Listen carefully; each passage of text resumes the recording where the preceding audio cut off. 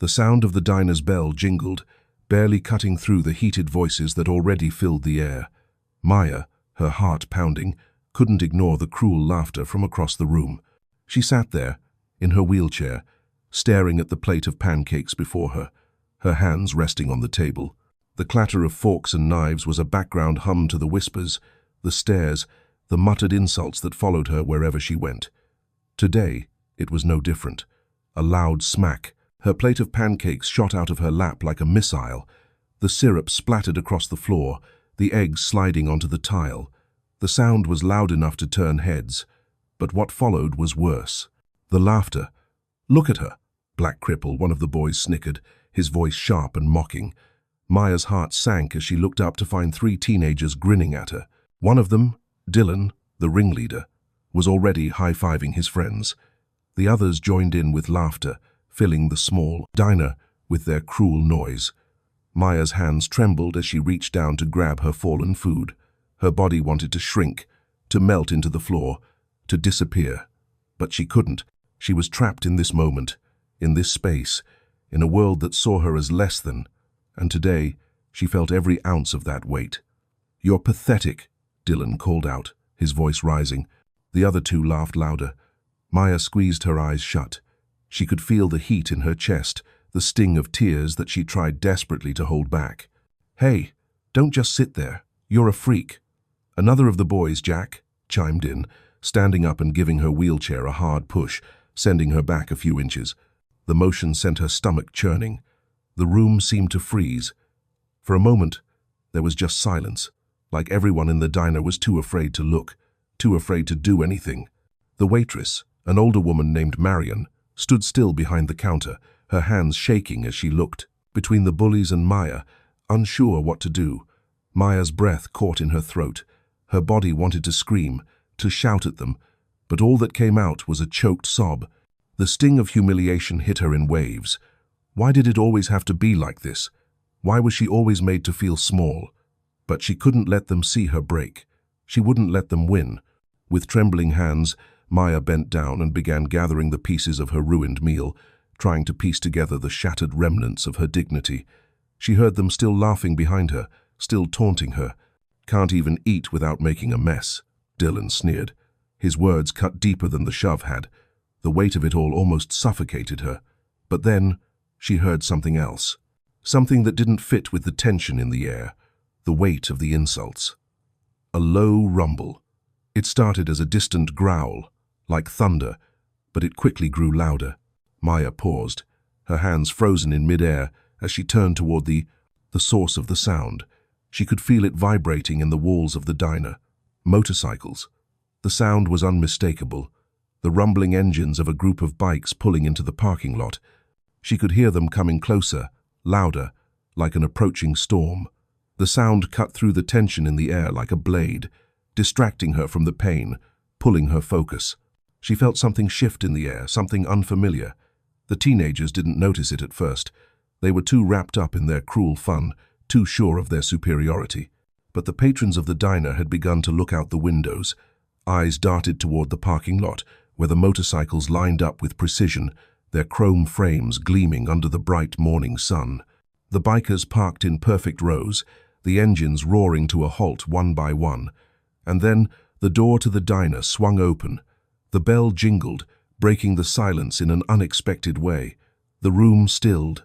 Before we continue this story, let us know in the comment section where you're watching from, and if this story speaks to you, don't forget to like, share, and subscribe. A man stepped in. Not just any man, a giant, towering over everyone else in the room. He wore a leather vest, decorated with patches that spoke volumes about who he was. Axel, the leader of the Crimson Riders, stepped through the door, his heavy boots echoing across the floor as he surveyed the room with a sharp gaze.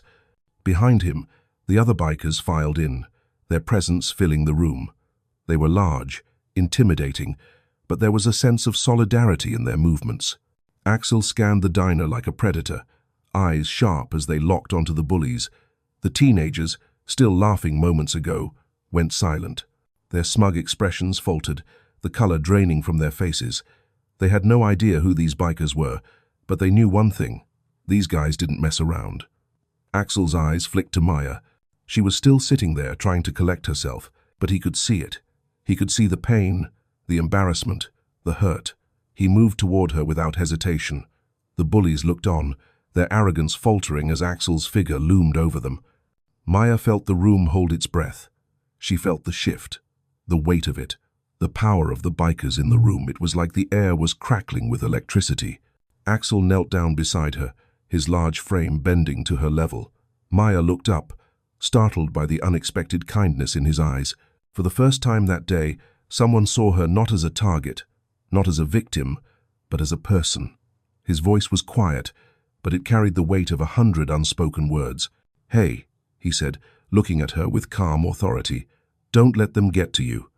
The words were simple, but something about the way he said them made Maya feel like the weight she'd carried for so long was suddenly a little lighter. For the first time, someone saw past her wheelchair, past her skin color, and just saw her. Axel turned his attention to the bullies, his gaze cold and steady. The room was dead silent now. Everyone was waiting. He didn't have to say much. He didn't need to. His presence alone was enough. His eyes flicked over the boys, Dylan, Jack, and the third one, Ryan, and without a word, Axel stepped toward them. "You've made your point," he said in a voice that wasn't loud, but made every word feel like a thunderclap. "Now, you're gonna leave. Right now." The bullies froze. Axel didn't raise his voice, but his presence was commanding. The power of his words was undeniable. The other bikers stepped closer, filling the space around the bullies. No one in the diner moved a muscle. The bullies' bravado cracked. Dylan, who had been so sure of himself, now looked smaller, his eyes darting around the room. Without another word, the three boys stumbled out of their booth, heads down, their confidence shattered. They moved toward the door in silence, avoiding eye contact with anyone. The door slammed shut behind them. Axel turned back to Maya, his expression softening. He didn't ask her if she was okay, he knew better. Instead, he gave her a small, reassuring smile. "You're stronger than they could ever understand," he said quietly. Maya blinked, surprised at how his words hit her. Her emotions were swirling relief, gratitude, but also disbelief. She had been seen. The diner was still silent for a moment, but then a soft sound broke the quiet. A few people clapped, then more. The sound grew. The room seemed to breathe again, and the tension that had hung in the air like smoke began to lift. Axel didn't stay for the applause. He turned to the waitress, Marion, and waved his hand toward Maya. "Anything she wants," he said. "Pancakes, milkshakes, pie. Whatever she wants, make sure she gets them." Then he pulled out a wad of cash and placed it on the counter. Maya looked up, her eyes wide. The kindness was overwhelming, but there was more. Axel unbuttoned his leather vest and draped it across her shoulders. "Your family now," he said, his voice low but full of meaning. Maya could barely hold back her tears. She wasn't invisible anymore. Maya sat there for a moment, her hands resting on the leather vest now draped across her shoulders. The weight of it felt different, comforting, like it was something she hadn't realized she needed until that very moment. The feeling of belonging washed over her, something she hadn't felt in a long time. The other diners, who had once been passive spectators, were now looking at her differently. She felt their eyes, but this time it was different. It wasn't judgment, there was admiration in those gazes. Maya blinked back the tears that had threatened to fall, feeling something stir inside her that hadn't been there before. She had been seen, she had been heard, and it was all because of Axel.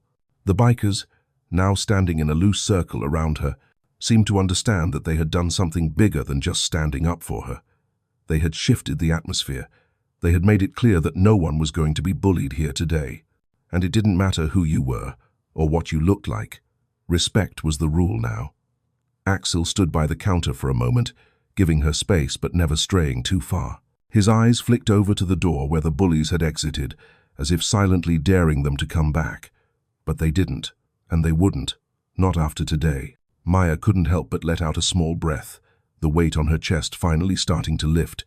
She had been suffocating under the constant pressure to be strong, but for the first time in so long, someone else had been strong for her. A small voice broke the silence. "You okay, kid?" It was Marion, the waitress. Her voice was soft but warm, the fear she had once held in her eyes, now replaced with a softness. She had witnessed the whole thing, Axel's quiet power, the way he had turned the tide for Maya in an instant. Marion was wiping down the counter, her hand still trembling slightly as she glanced over at Maya. Maya nodded, her voice barely above a whisper.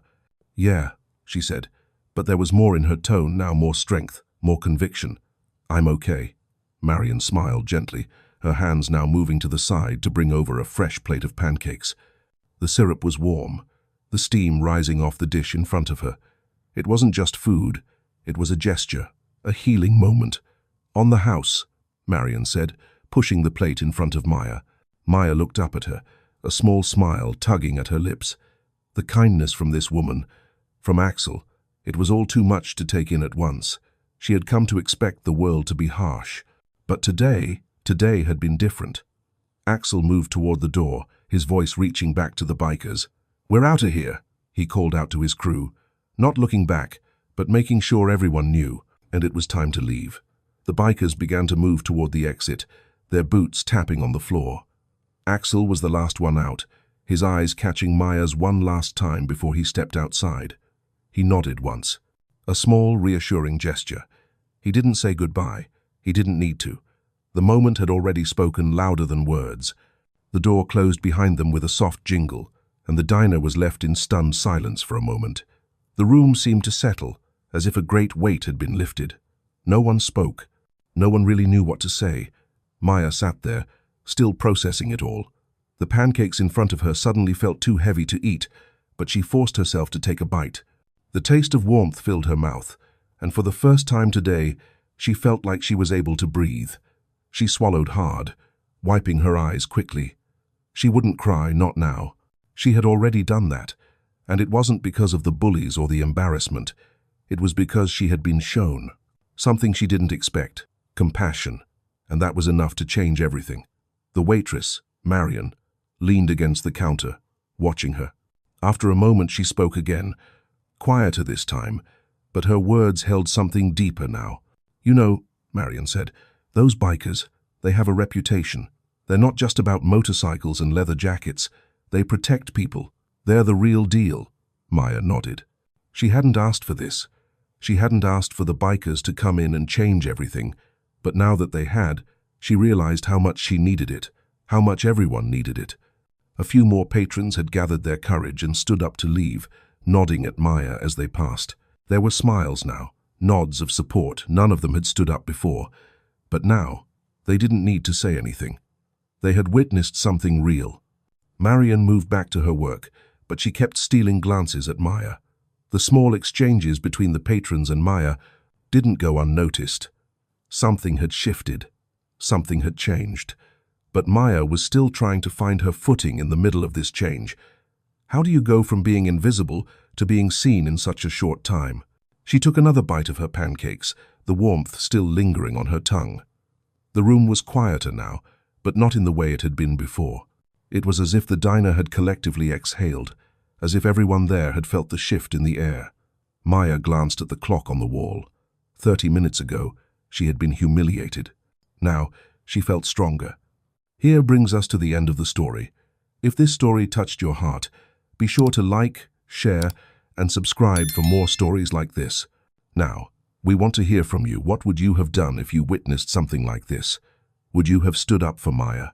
Drop your thoughts in the comments below, and let's keep this conversation going.